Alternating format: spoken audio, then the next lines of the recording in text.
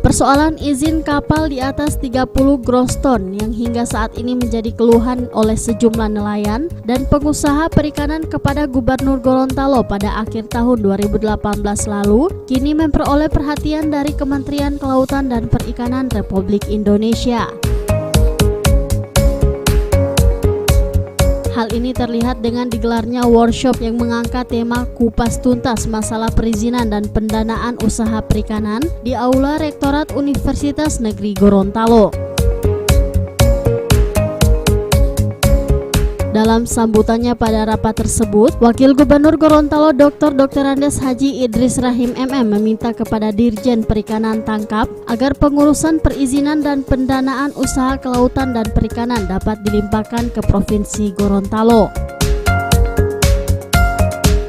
Memang saya berpikir menyangkut perizinan ini, khususnya kapal-kapal yang kurang lebih 30 ton ke atas, saya pikir dalam pikiran saya bahwa ini susah karena harus diurus di Jakarta.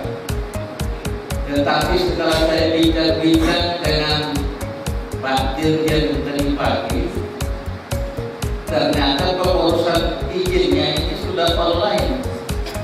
Tidak perlu kita nelayan itu mengurus Jakarta, tetapi yang muncul yaitu sering dilaporkan kepada pemerintah provinsi dan sebagainya bahwa mengapa belum urus izin, karena sulit mengurus izinnya karena harus di Jakarta dan sebagainya. Tetapi ternyata sekarang sudah online dan yang diberitakan bahwa kapal-kapal yang tidak punya izin itu sudah diurus berkasnya di Jakarta. Padahal setelah diperiksa, mungkin dari 20 yang diurus, mungkin baru 3 berkasnya yang lengkap.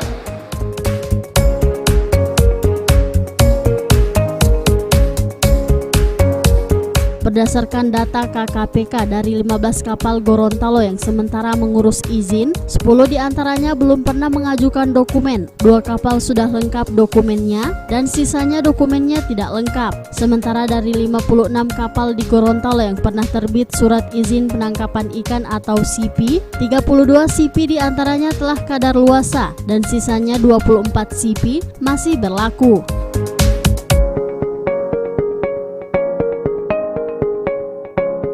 Tim Liputan Advertorial Mimosa TV.